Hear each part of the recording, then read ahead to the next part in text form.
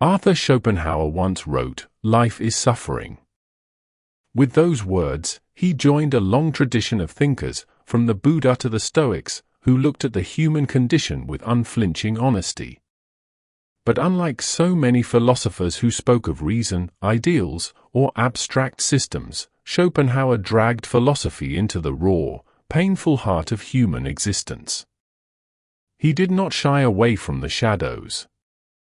He stared directly into life's cruelty, its endless frustrations, its pains that seem unavoidable, and he made that suffering the center of his philosophy. To many, this sounds bleak, even depressing. But Schopenhauer's gift lies in how he transforms this recognition of pain into a source of strength. To understand him is to discover how suffering itself, far from being meaningless, can become a power that shapes us, humbles us, and awakens us to the truth of life. Schopenhauer lived in the 19th century, born in 1788 in Danzig, then part of Prussia. His life was marked by loneliness, rejection, and frustration. He quarreled with his mother, failed to find the recognition he desperately craved during his lifetime, and lived much of his life in obscurity while other philosophers, like Hegel, enjoyed fame. And yet, out of this bitterness came a philosophy that spoke directly to life's hardships. His greatest work, The World as Will and Representation, argued that behind all appearances, behind all the beauty and order we think we see in the world, lies a blind, restless, insatiable force he called the will.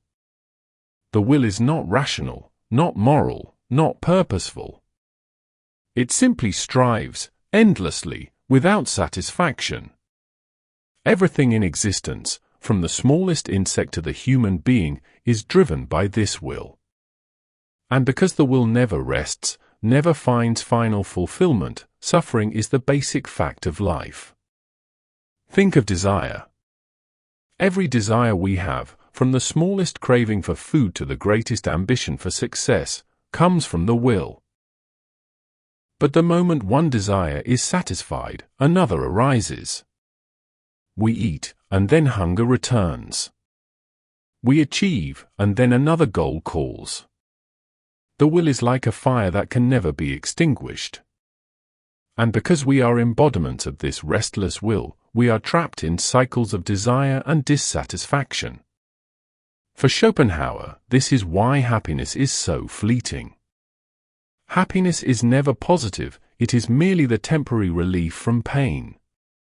The moment one pain is gone, the next arrives.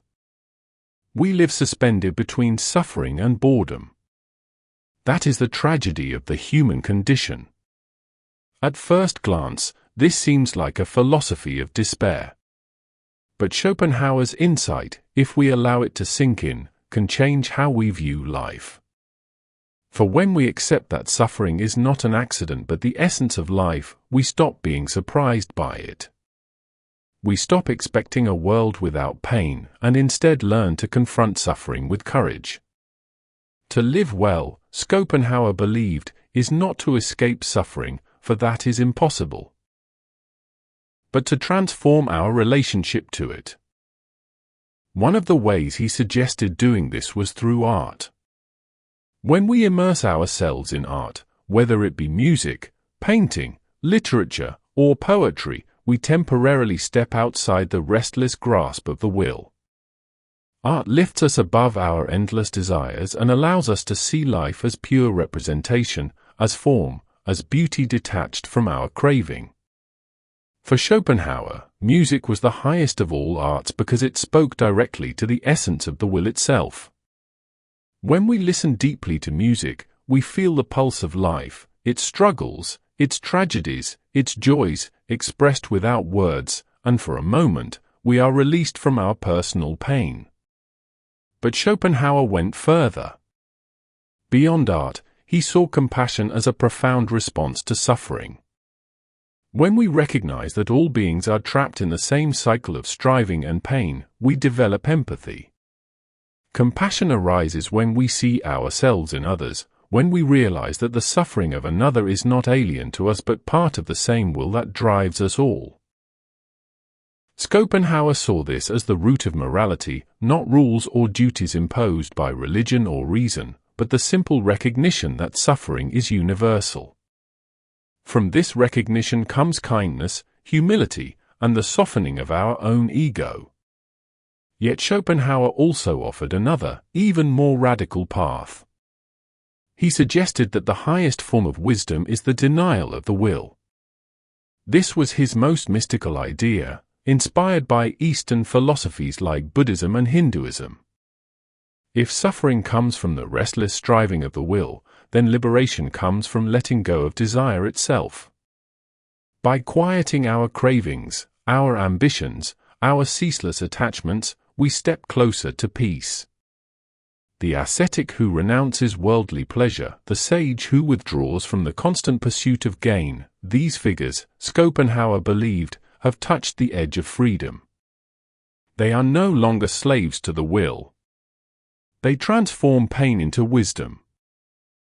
But what does this mean for us, here and now, in a world that constantly tells us to chase, to strive, to consume? Schopenhauer's philosophy may be dark, but it is also deeply practical. To turn pain into power, we must first accept it. We must stop treating suffering as a mistake, as if something has gone wrong with life. Instead, we must see suffering as life itself. Every disappointment, every loss, every frustration is part of the condition of existence. The one who learns this does not collapse into despair, rather, they gain resilience. They no longer demand that life be free of hardship. They no longer waste energy on illusions of perfect happiness. They walk with clearer eyes, with deeper strength. This is not to say that Schopenhauer wanted us to wallow in misery. Far from it. He wanted us to find moments of transcendence, through art, through compassion, through quieting the will. He wanted us to turn suffering into understanding, into empathy, into the kind of wisdom that frees us from bitterness. When you recognize that life is suffering, you stop expecting perfection from yourself and others. You stop demanding that the world satisfy every wish. And in that acceptance, paradoxically, comes peace. In many ways, Schopenhauer was a philosopher of honesty. While others tried to build systems of rational progress or divine purpose, he looked at life with brutal clarity. He saw its cruelty, its injustice, its endless struggles, and he refused to lie about it. And yet, from that honesty came a strange liberation. For when we stop expecting the impossible, we can begin to live with courage in the real. We can begin to transform suffering into a teacher, into a companion that shapes us. Pain humbles us, deepens us, softens us toward others. It strips away illusions and reveals what matters. Today, in a culture that often hides from pain, Schopenhauer's voice is more relevant than ever. We are taught to chase happiness, to escape suffering at all costs, to numb ourselves with consumption and distraction. But the more we run, the more empty we feel. Schopenhauer would say, stop running. Face suffering. Accept it as the essence of life. And then use it, not to break you, but to awaken you. Imagine two people struck by the same misfortune. One curses life, resents the world, sinks into bitterness.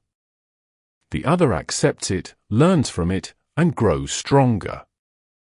The suffering is the same, but the response transforms it. That is the key to turning pain into power. Schopenhauer reminds us that we cannot choose a life without suffering, but we can choose how suffering shapes us. His life, too, was proof of this. For though he lived in obscurity, though he struggled with illness and disappointment, though he was dismissed by his contemporaries, his philosophy endured. After his death, readers discovered in his words a truth they recognized in their own lives. Artists like Wagner, writers like Tolstoy and Proust, psychologists like Freud, all drew from Schopenhauer's insight into the power of suffering. He became, ironically, far more influential in death than in life. His own pain, channeled into philosophy, became a gift to generations. And this is the final lesson: suffering, when transformed, becomes not only personal power but also a gift to others. Our struggles, when met with honesty and courage, allow us to speak to others' struggles. Our compassion grows from our wounds. Our wisdom comes from our scars. Schopenhauer may have been a pessimist about life, but he was an optimist about what suffering could make of us.